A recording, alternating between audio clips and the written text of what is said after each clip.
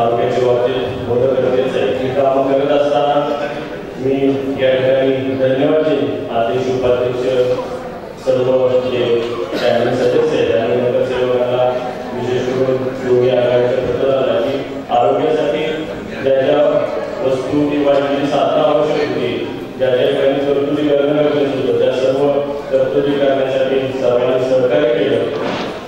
या सभागृहाला नेहमीच बाळासाहेब यांचे चांगलं मार्गदर्शन केलेलं आहे, चांगले मुद्दे मांडलेले आहेत.